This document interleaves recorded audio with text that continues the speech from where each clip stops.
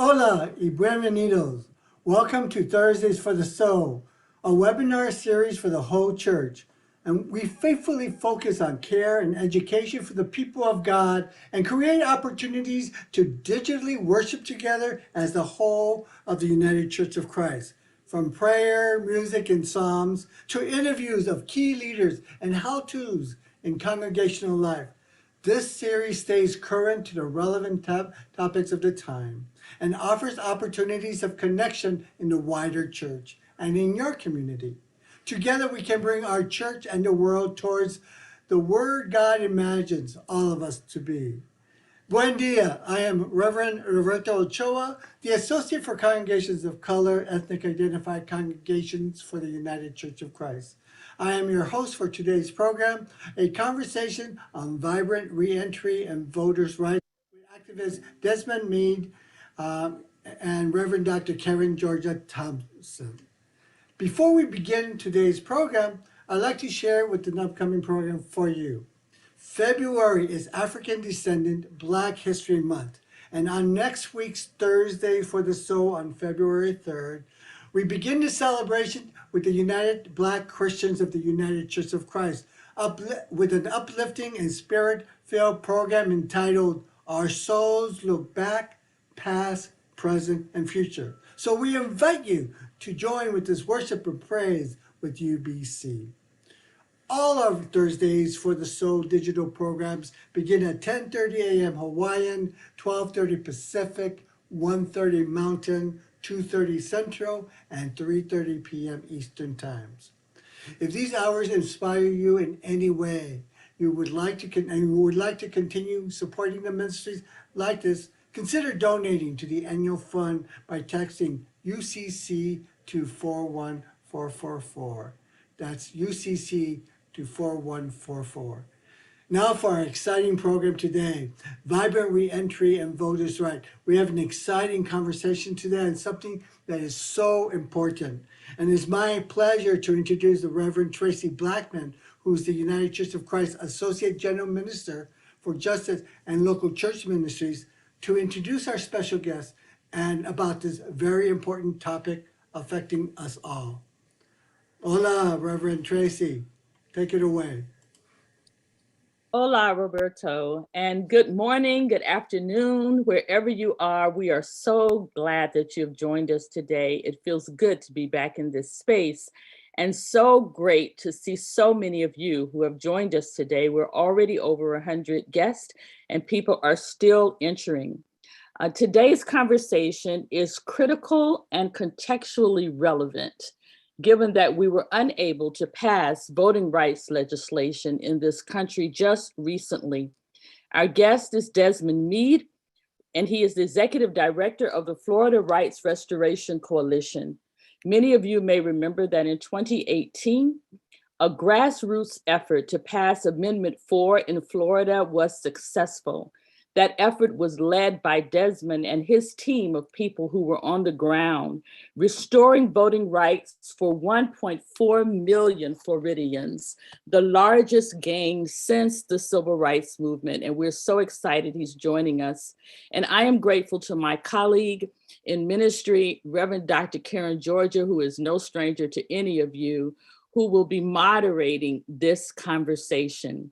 I'm so delighted that both of them are here, and I don't want to take any more time because I know the conversation will be rich. God bless. Thank you, Reverend Traci. Thank you for that introduction, and welcome, Desmond. This will be, I hope, a stimulating conversation that will move us towards action in the United Church of Christ. We are a people who understand what it means to walk for justice and to march for justice. And so this moment is about advocacy. So I wanna get us started with the conversation. So Reverend Traci mentioned 2018, where you led the Florida Rights Restoration Coalition to that historic victory with the passage of Amendment 4 in Florida. So can you tell us a little bit about that journey and the effective organizing strategy behind that effort? Because our folks want to know about organizing. And you're muted. See, I was so excited, I didn't even realize that I was still muted, right? Yeah, But bring first, first of all, I want to thank you, Reverend Dr. Karen Georgia, for having me on. Definitely United Church of Christ, and for the work that you all be doing. And I know that Reverend Traci is one of many emissaries out there in which the public, people like me even, are seeing on the on the front lines of the battlefield, really fighting for a better world. And so want to just thank the UCC and its members and its leadership in the work that it's been doing over the past several years that I've known about you all. As it relates to your question, you know, there's so much to say about, you know, our Amendment 4 efforts, right? But I think there's a couple of things to touch on. Number one, let's start at the end, right? At the very end, we had Florida was the toughest state in this country to actually pass a constitutional amendment, in which it required 60% of the vote to do so. You know, most other states, it's 50% plus one, but Florida required a supermajority. And Florida was a very divided state, and it's extremely difficult to get 60% of the vote. But that night, in November of 2018, over 5.1 million people, which equated to over 64%, right? Which is a huge margin, but over 5.1 million people voted yes on Amendment 4. And I could tell you that the greatest feeling or the greatest thought when that happened, when I looked at those 5.1 million votes, that they were not votes that was based on hatred, or they were not votes that was based on fear, but rather they were votes that was based on love, forgiveness, and redemption, right? And for at least that moment, we showed the state of Florida, we showed the country, the world, that love can in fact win the day. And that is so important, because in these times, just like how it was back in 2018, where we have a country that is so divided and there's so much hatred and fear being spewed around, right? And folks are worried about the future of this country, the future of democracy, right? That there is that shining light, there is that glimmer of hope, right? That shows that we don't have to continue along a destructive pathway, but rather we can come together and move major issues through love. And that was, you know, I think the driving force of our campaign, right? From day one. Number one, we kept politicians out of it, because anytime you get politicians involved, you know, nothing of substance happens, and the people in the communities are still suffering. And then the other thing was, we really wanted to capture this concept of love, right? Whether it's loving a family member or a neighbor or a friend, and see how we could use that emotion to actually drive forth policies. And so we elevated our campaign above partisan politics and even the implicit racial biases that exist in our communities. And we took it to a place where people were able to connect along the lines of humanity, right? And we embraced this, or created this environment. And I'm gonna tell you this, and I'm gonna shut up. But here's the thing, right? We created an environment, and it's an environment that on the one end, it's aspirational, but we know it can be attained because we see it from time to time, right? And what I'm talking about is that environment that where we see it at the aftermath of a natural disaster, or at the aftermath of a accident, or even a catastrophe that happened in Florida last year with the collapse of the condo on Miami Beach. The aftermath, what am I talking about? I'm talking about that moment where people came together along the lines of humanity out of love and compassion, and they didn't care about your political preferences. They didn't care about your sexual identity. They didn't care about your economic or immigration status. What they cared about was you as a human being, like you as a child of God, and they came together and beautiful things happened. That was the type of environment that we were creating with our campaign, which has led me to believe that we don't have to wait for bad things to happen in this country for people to come together. Man, we can make that happen every single day. That's a very powerful place to lay as a foundation, especially when we're talking about something like voter rights. That compassion is not always the compelling place from which we start as a conversation or justification for having this kind of movement. So the work of the Florida Restoration Coalition has now expanded beyond voting rights to include so many other needed ministries. Can you share with us how this broader call to liberation expanded? Yes, I would love to. You know, I've often said, and let me tell you, throughout my life, what I've learned is that if you're the same person today as you were a year ago, something not right, right? That you ought to be constantly evolving. And part of your evolution means that you need to expand your network. And what do I mean by that? I mean, you know, a lot of times when you see some very hateful things being written by people, say on social media, right? What I suggest people do is sometimes take a look at their friends list. Right. And what you would see is that they would have only one type of friend. Right. And so their view is limited and they're not expanding their perspective on multiple issues. And so I have, for quite some time, I've always said, especially, well, let me back up because I got to give a little context. In 2005, I was standing in front of railroad tracks waiting on a train to come so I can jump in front of it and end my life, right? That day when I was standing there, I was a broken man. I was homeless. I was addicted to drugs. I was recently released from prison. I didn't have a job. And the only thing I owned were the clothes on my back. And the night before, out of desperation, I went to a church to seek prayer, just to get prayer so maybe my life would change. And the pastor put a hand on my shoulder and told me to make an appointment for the following day, right?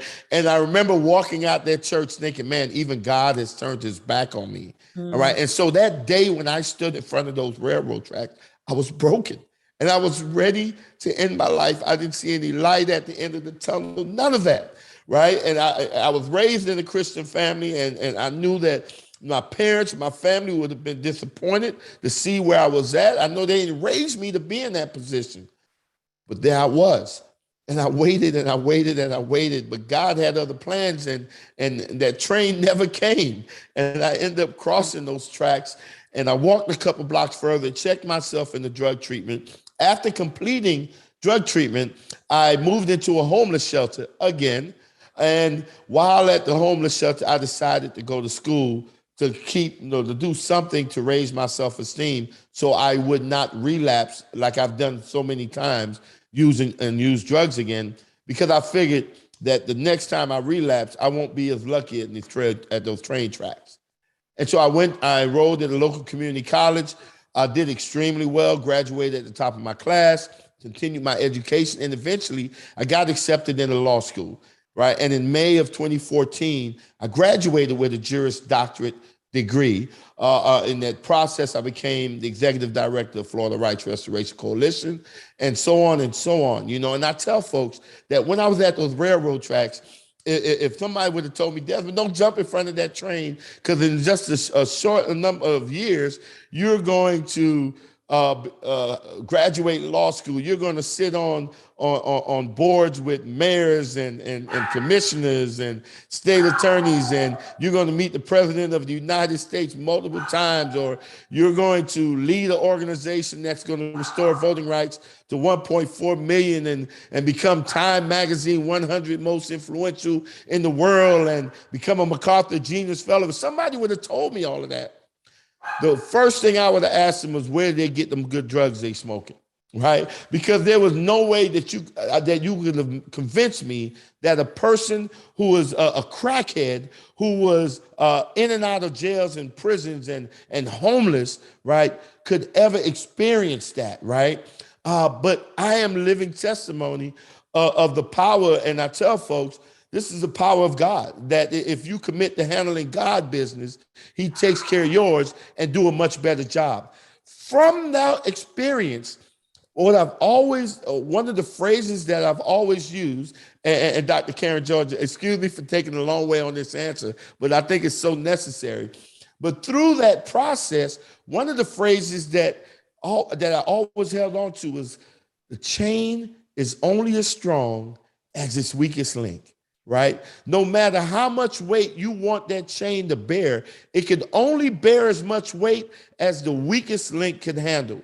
And I believe that adage, which everyone agrees, is applicable to our society, to our country, that our communities, our country can only be as great as the most weakest or weakened segment of its population, right?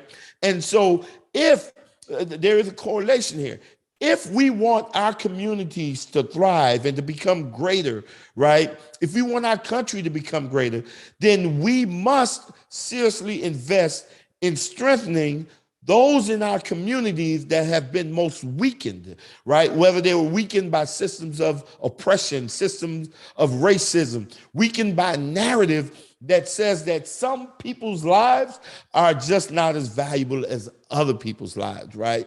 And so when I looked at that, and I looked at people who've been impacted by the criminal justice system, I believe that the most weakened segment of our society were people who have been caught up in our criminal justice system, right?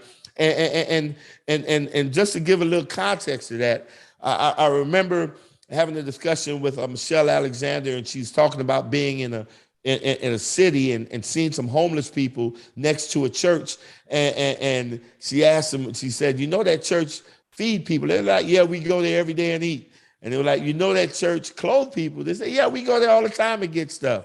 And Michelle said to them, well, it would seem like that would be a good church to join. And they were like, heck no, that'll be the last thing we want to do. I had that same look, Reverend Doctor, it's the same look right there. And when she asked them why, you know what they told her? That's the one place where they feel the most shame. Right. And I say that because when I talk about the most weakened segment of our society is returning citizens or people who've been caught up in the criminal justice system, it's because they always are labeled felon. Now you're a felon, felon this, felon that, ex-felon, ex-con, right? And even the institutions of faith that is supposed to be that one place, that oasis of hope that should be welcoming the broken, right? And welcoming the afflicted, has even rejected them, right? And so when I looked at that, I was like, okay, my goal, ultimate goal, is to create a better world for all of us. And how we get there is by focusing on strengthening the segment that has been most weakened. Right. And so we attack the areas of we've been weakened because we've been shut out from democracy. We've been weakened because we have been denied access to fully participate in the economy. Now, when you ask what that means, I'm talking about, listen, I can't get a job. I can't get a house. You know what I'm saying?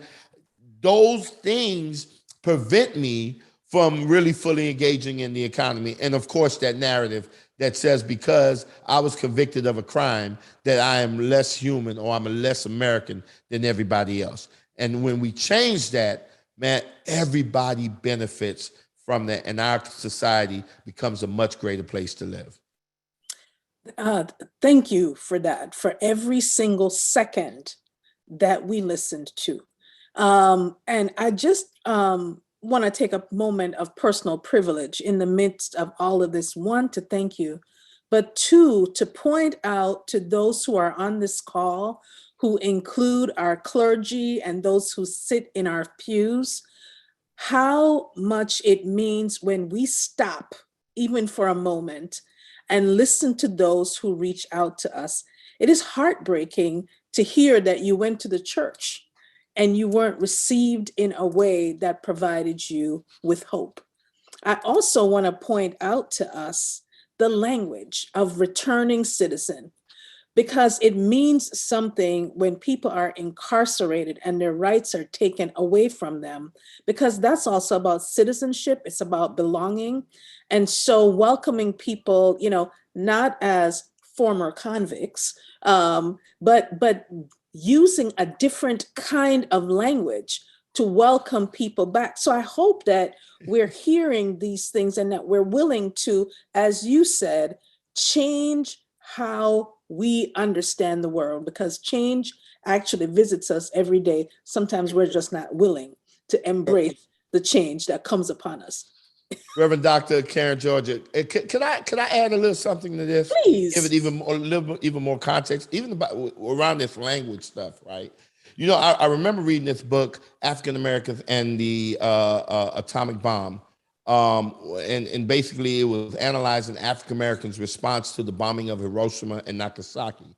And in that book, it was something that just jumped out at me like crazy, right? And it was that prior to bombing Hiroshima and Nagasaki, the United States engaged in a very intensified propaganda campaign against Japanese people, right? And, excuse me. And they basically were, using exaggerated caricatures of it. And they had folks really believing that Japanese people are going to come and invade our country and kill our women and children, the whole 9 yards, right? And what they were able to do was effectively dehumanize the Japanese people, while at the same time desensitizing us as to their humanity, right? So when they were able to drop that bomb and kill like thousands upon thousands of innocent women, men, and children, right? Rather than there being public outrage, there was a celebration. Now just think about that. We were celebrating the murder of innocent women, men, and children, right? And that is the impact of an effective propaganda campaign. Well, guess what? It's the same type of propaganda campaign that the United States have been engaging in for so long, and coming up with these terminologies like the felons and dehumanizing people who have been convicted of crimes, many of which shouldn't even be a crime, right? And have been desensitizing us as to people's humanity. And we're calling them super predators. We're calling them the scourge of society and all kinds of things, to where people are walking around with a lifetime badge of shame or scarlet letter of shame. And we have allowed certain atrocities to happen where, just think about it, putting human beings in cages that's not even fit for an animal, right? Or getting our kids as young as 9 years old, putting them in handcuffs and behind bars and putting people in a human being in solitary confinement. All of these things the United States have been able to do for many years because of a narrative that said that I am not as worthy. I am not worthy of your empathy. I am not worthy of you fighting for my dignity, right? Because I am a criminal and I deserve to be punished harshly, right? And those things of that kind of narrative and the terminologies that come out of it, we have to be real sensitive of and make it a concentrated effort to push back against that. And that's why we use the word returning citizen, because listen, that person is still a child of God. That person is somebody's father, somebody's mother, daughter, uncle, whatever. And when you have a family member that have been impacted by the criminal justice system, you look at them a whole lot different than if you look at just some felon. Yeah. And I think this piece around shaming people, blaming people, taking away people's rights, rendering less than, that's what our mass incarceration system does. And when you remove people's rights and render them non-citizens, there are lots of other things that we take away from them. But that's a longer story. I want to get back to some of your stories so people can hear a little bit more about you. Now, I want to talk a little bit about your book, which is entitled "Let My People Go," and you shared you shared a lot in a short period of time from your testimony about, being formerly homeless, you yourself being a returning citizen, being named one of Florida's 2019 Citizen of the Year, being a McArthur Genius Awardee, that you mentioned also for us, Time Magazine's 100 Most Influential People in the World for 2019. Can you tell us what it is that grounds you in this life's work, this mission that you have taken on? Wow. What grounds you? What there used to be the song, I remember growing up at church, and it says, just ordinary people God uses, plain old ordinary people, right? And I look at myself as just an ordinary person, right, that was able to do an extraordinary thing during an extraordinary moment, right? And I understand that even my past, right, that I looked at it as God preparing me, right, to do his work, right? And I always I go back to thinking about even like with the children of Israel when they were freed from Egypt, right? They wandered 40 years, right, in the desert, to get to a place that they could have got in a few days, right? But it took them years because God was really preparing them.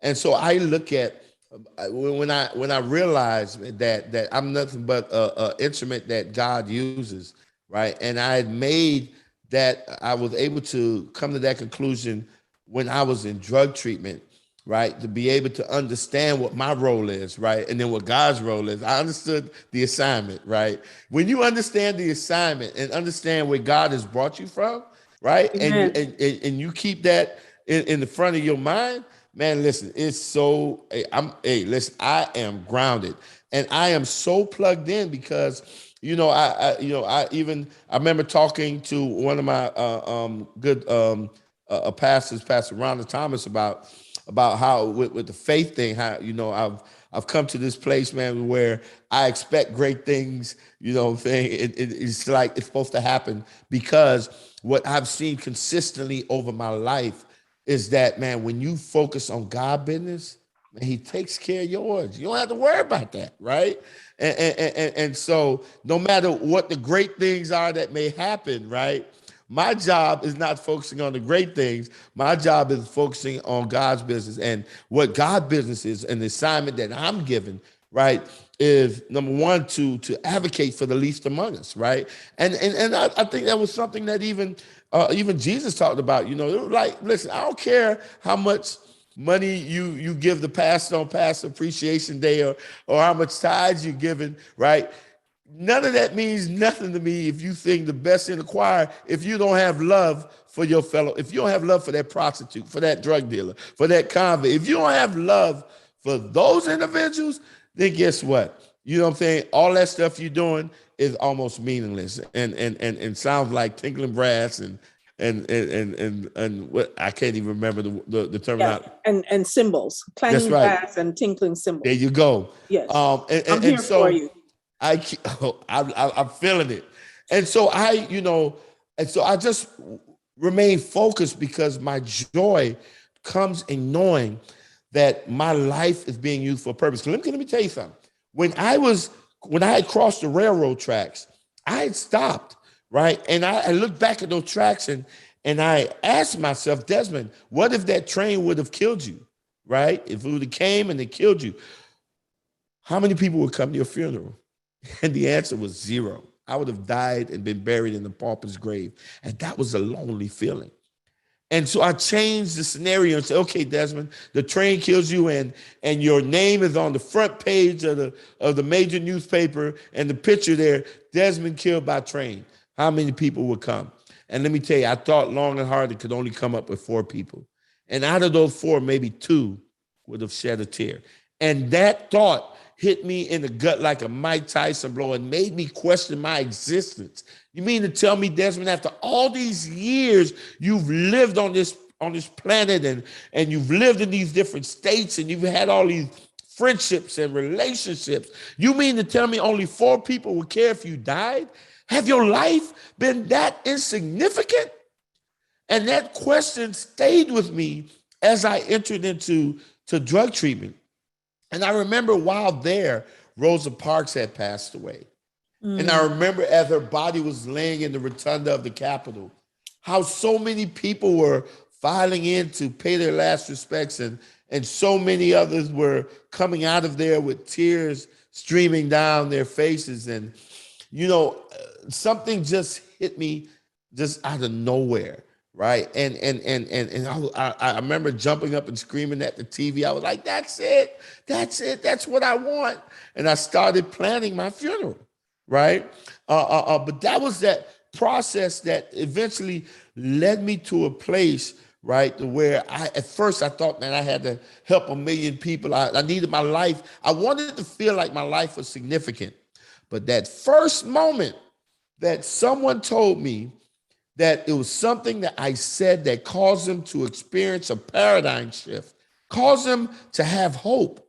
When they told me that, something erupted inside of me that I had never experienced in my life.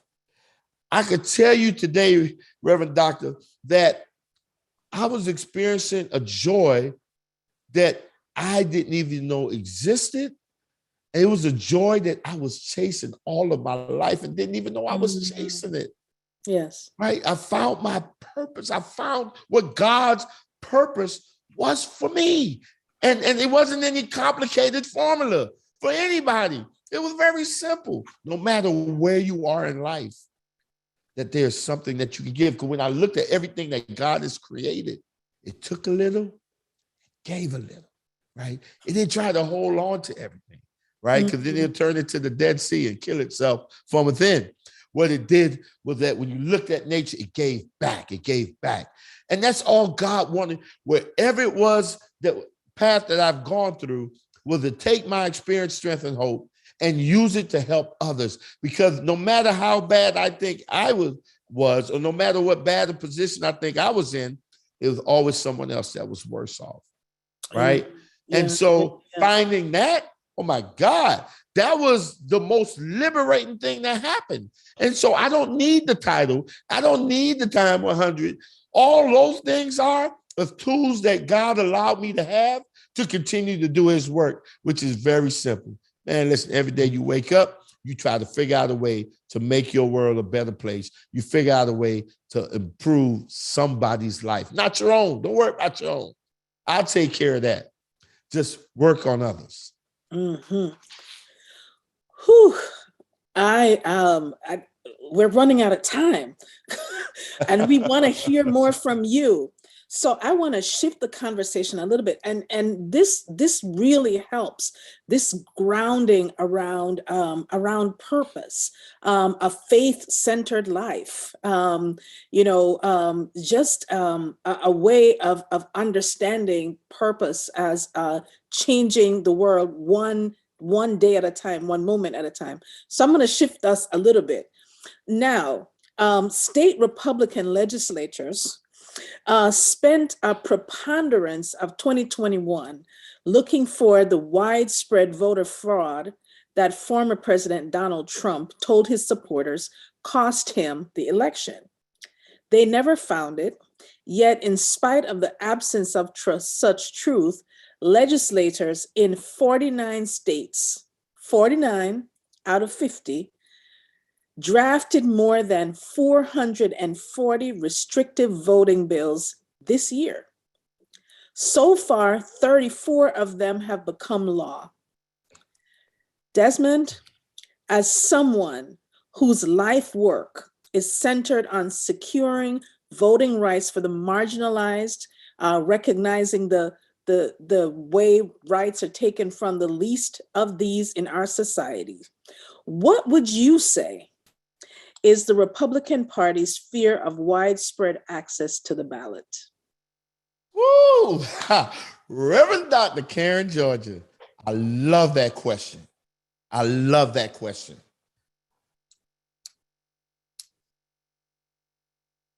And I've been asked something similar to that before in the past. Let me tell you. In a way, I think we do ourselves a slight disservice to even mention that word Republican. And I'm going to tell you why. I believe that it is something deeper that's going on, right? And that has been going on for quite a number of years, right? Because if you take that word Republican out of there, right, and you just put in just politicians, right, we can get deeper into the issue. Because let's back up. Because I know, and history has a way of repeating itself, right? That I know that, I talked about when I went to vote in my very first presidential election ever in my life, right? And I'm over 50. I did that in 2020.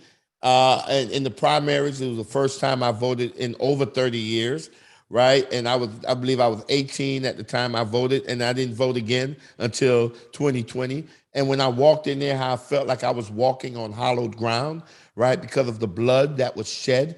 So people like me would be able to vote. And when I was actually voting, right, I understood that I was engaging in a sacred act, right?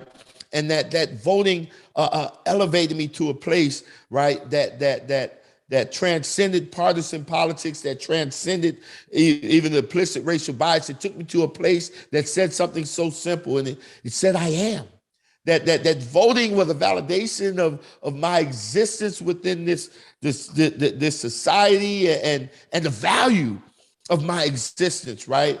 And how I knew that when I was voting, I wasn't voting as a Democrat. I wasn't voting as a Republican. I was voting as a member of a society, right, whose voice is just as valued as anyone else, right? And so when I think about that, I go back to your question, and I'm like, wait a minute, right? I remember, man, when my ancestors faced almost certain death just to go register to vote, right? And then they had to face it again to go vote, right?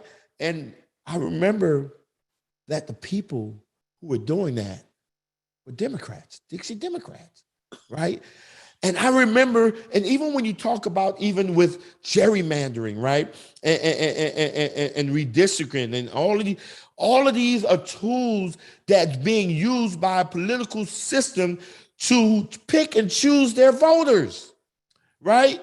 And I understand that this is a system, an undercurrent that has been in existence in this country. And guess what? Both sides are a play to that. I also see that even when we talk about even voter suppression and we look at there are times in Florida, for instance, where you you have 14 days of early voting that you can vote anywhere in your county, right? And then on election day, you have to vote in your designated precinct. Right. Mm-hmm. And I remember how, when the governor, who was a Republican, decided to shorten early voting. And yes, everybody was screaming bloody murder, voter suppression. But interestingly enough, during that time in New York City, right, in New York, you had only 1 day to vote, and you had to vote at your precinct, right? Mm-hmm. And so when I talk about is 10 days, getting 10 days to vote versus only 1 day to vote, that both voter suppressions, if you really want to look at it, but no one was saying anything about the Democratic governor, the Democrat mayor that was allowing this system or this policy to be in place, right? And the issue is, if you're not screaming foul for the other one, then it's difficult for you to be authentic in screaming foul for one, right? And so when I looked at this stuff, what I seen was the deeper question is, how do we stop politicians from being engaged in determining who gets to vote for them and who don't get to vote for them? That was the motivation for Amendment 4. seeing how 4 politicians could sign a piece of paper and all of a sudden decide that because I was convicted of a felony offense, that I'm not going to be able to vote for the rest of my life, right? Or I have to jump through some type of hoops. And so I think the larger question is that there is a very intentional attack against democracy, right? And that we have to fight back against this. And a lot of it have to do with this tribalism environment that this two-party system has created, right? But I understand that, listen, today it's the Republicans, tomorrow it'll be Democrats, right? Back and forth. And so I could choose to just address the fruits of the tree, or I can get to the root. And the root is ensuring that every individual, because even with this Voting Rights Act that we have in Congress, right, there were a lot of discussion about carving out segments where people like me are not going to be protected, right? And so we have to understand that when we're asking Congress to do something, it's not to restrict, it's rather to expand, right? Our elected officials should be doing everything within their power to expand access to democracy, right? To create a more inclusive democracy, right? And anything other than that is really counterproductive. And so when we see that, I believe our response to that is to get rid of politicians and elect more public servants. I think this COVID pandemic has really showed that there is a distinction, that when politicians are involved, people die, right? And this country becomes more divided. But when public servants are involved, then we have a great opportunity to live and thrive as a country, and we can come together as a country, as a community, right? And I think one of the key differences between a politician and a public servant is that a politician is trying to stay lockstep with their partisan guides, or their rules, or their agenda, while a public servant will take heed to the cries of the people and respond to the people, even over their partisan agenda, right? Yes. That is vitally important.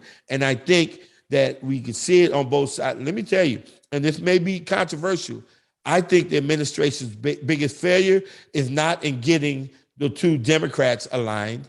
I think their biggest failure was not getting some Republicans on board with what they were trying to do. Yes, amen. We have really about 6 or 7 minutes left. So we could talk all day about this, but I just want to remind those of you who are watching and listening that you can purchase Desmond's book. The information for purchase is in the has been placed for you all to access and will be available after this webinar as well. And Desmond Meade, you all want to read this story. You want to hear more about the testimony that he has shared. We're deeply engaged in the fight for voters' rights through our Washington, D.C. office. And there are, of course, any number of members of the United Church of Christ who are on the front lines as well in their local communities around this issue. So as we close out, I actually have 2 questions for you. The first is, can you talk a little bit about some of your organizing strategies? Kind of how you built coalitions. So, talking strategically. And then I also want to ask you, what can each of us do to get involved that will make a difference? And I want to, kind of close us out with action. But I think a part of that action is the strategy that could be employed around organizing strategies. All right. Well, I had to write that second one down because I don't want to forget it, because that first one is a lot right here. So one of the things that, and it kind of ties into some of the things that I talked about previously, was that those 5.1 million voters, right? That was more. We had more people vote for our amendment than people who voted for the governor of the state of Florida, That's right? amazing. At least a million more, right? And we know that over a million of the people who voted for Amendment 4 were Republicans, right?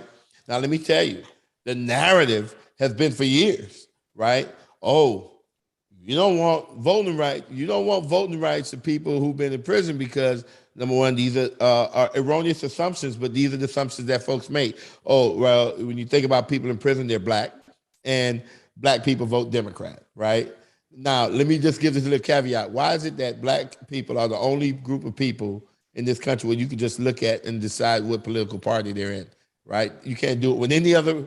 There's something there, and that's a much deeper conversation. But there's this deduction that, okay, people in prison, they're black, they'll vote Democrat, and so Republicans are naturally going to be against it.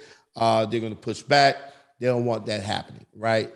And the narrative is, man, can you imagine if you let 1.4 million people in Florida vote? Man, that would turn Florida blue, right? That's the kind of stuff that you hear. But in spite of all of that narrative and that chatter that was out there, we was able to pierce through all of that, right? And bring together people from all walks of life, all political persuasions, to say yes on 4, right? Over a million Republicans voted for freeing 1.4 million, right, returning citizens in Florida. And there was not one penny that was spent in opposition to what we were doing. Just think about that. No Willie Horton type ads, no hateful ads, no dark money came in. Could you imagine a state as important as Florida? Because prior to this 2020 election, you don't get to the White House without winning Florida, right? That's right. So Florida, as important of a state it was, why was it that no opposition money came into Florida to prevent freeing 1.4 million? And that was because organizing strategy. It was because that we elevated our issue. It was because we was willing to engage people that society tells us we shouldn't engage, right? That we were willing to travel throughout the entire state of Florida. Even me, there were some places that I would go where if I'm traveling at night, I would have a secret weapon in the trunk of my car, right? And no one has ever guessed it before, right? If somebody put it in the chat right now, right, before I say it, they may get a free autographed copy of my book, right? But basically, I would stop when I'm going into certain counties and go in my trunk and get this thing out of my trunk and put it in my back seat, right? And now, as a former Floridian, I understand that. Okay.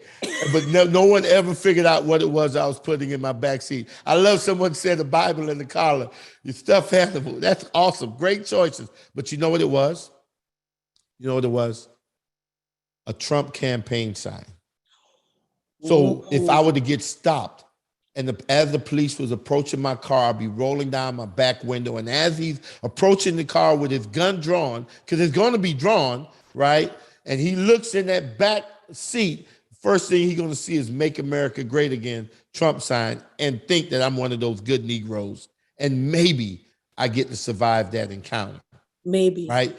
And so I'm talking about going in places, right? Like when Jesus talked about going in the highways and byways, he's talking about places that we're not comfortable going. Amen. But that's where he needs us to go. And so in organizing and talking about saving our democracy, we need to go places that we're not comfortable, and we need to be talking to people that we're not accustomed to having conversations with. Yes. And what you would find there is something so beautiful. You would find that there is much more that connects us together as children of God or as human beings than what these talking politicians use to divide us. Yeah. And then you're able to connect with people on an extremely personal level and move them right into supporting the policies. And so when you talk about how do you, I mean, it's just about being courageous enough and willing enough. And then here's the other thing, right? Even when we talk in the broader sense of democracy, right, is that we got to understand, like, one of the things I said was that when we were engaging in Amendment 4, right, we were fighting just as hard for that person who wanted to vote for Donald Trump as we were for that person who wished they could have voted for President Barack Obama, right? Understanding that if we're talking about true democracy, it's not about how a person vote or how we think they may vote that controls our engagement, right? But what controls it is the fact that they are a member of our society and they should have the access to the ballot box, and it should be free and unencumbered access, right? Irrespective of their race, irrespective of their political views or religious views, that we need them to be an investor in democracy, because it's when everyone gets to vote and participate in our democracy, that's when it becomes vibrant. And the vibrancy of that democracy is great for everyone.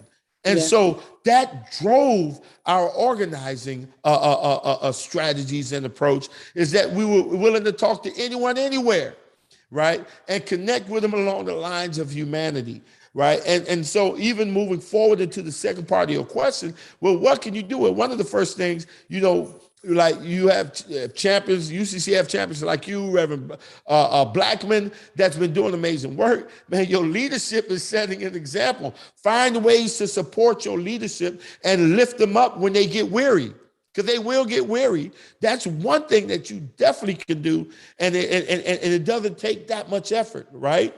But the other thing is being having that willingness to expand your network and engage, right, with people who you're not accustomed to engaging. Maybe it's that guy driving around with the Trump sign, you know, Trump 24.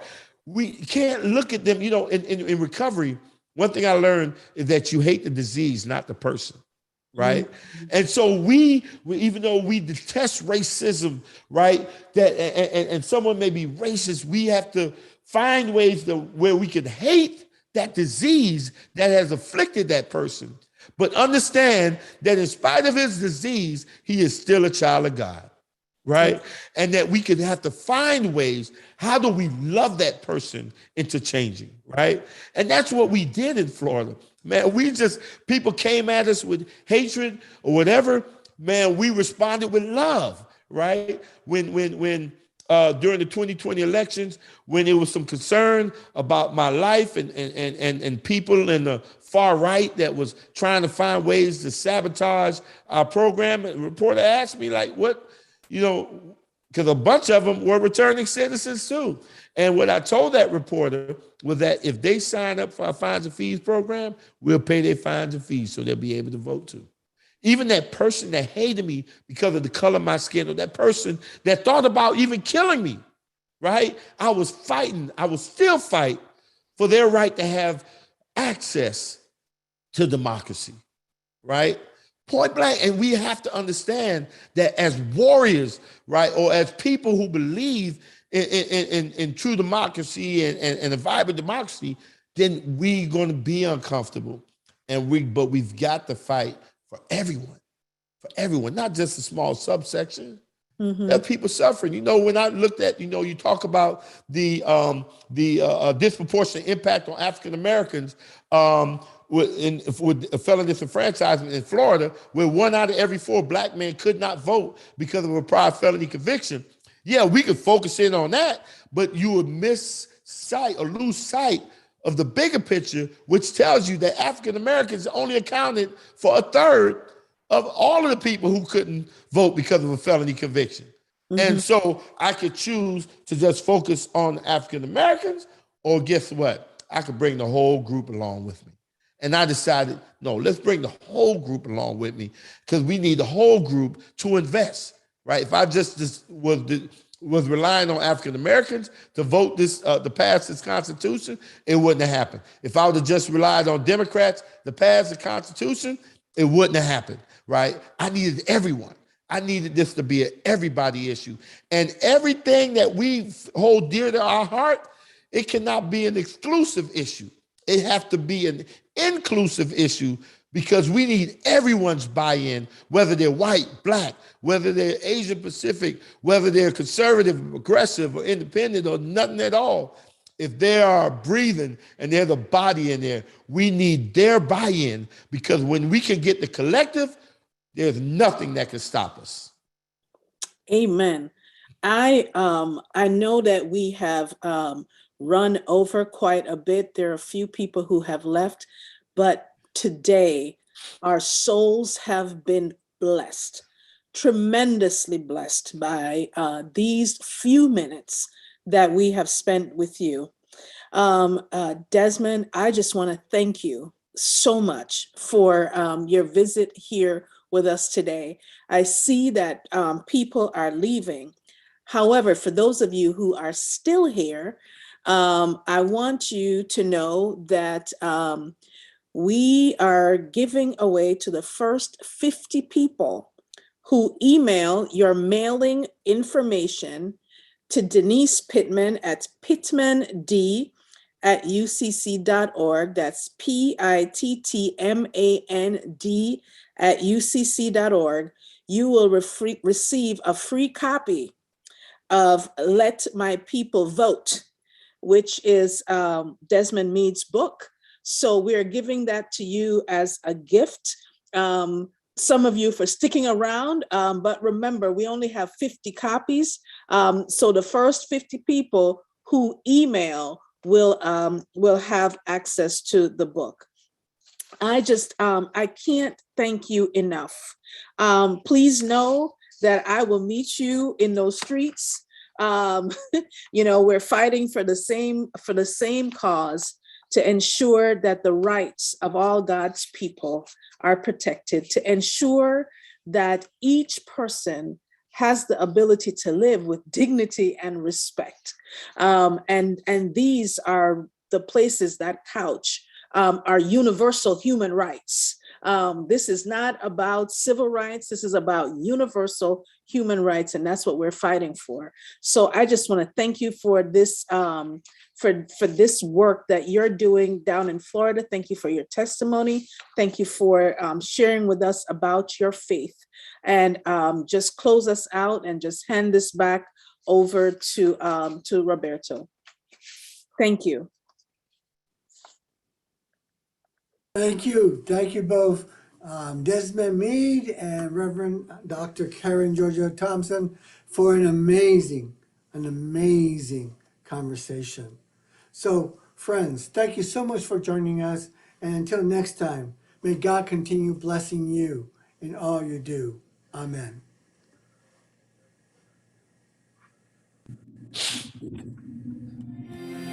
Beloved in Christ, if this conversation has moved you, if what's been offered here has helped enhance your ministry or your soul, please consider donating towards the annual fund of the United Church of Christ by texting UCC to 41444. Your support will help programs like this in the essential work of the United Church of Christ. Thank you for your support. Be blessed into the rest of your day, and know that you are not alone. We are holding you in prayer. Amen.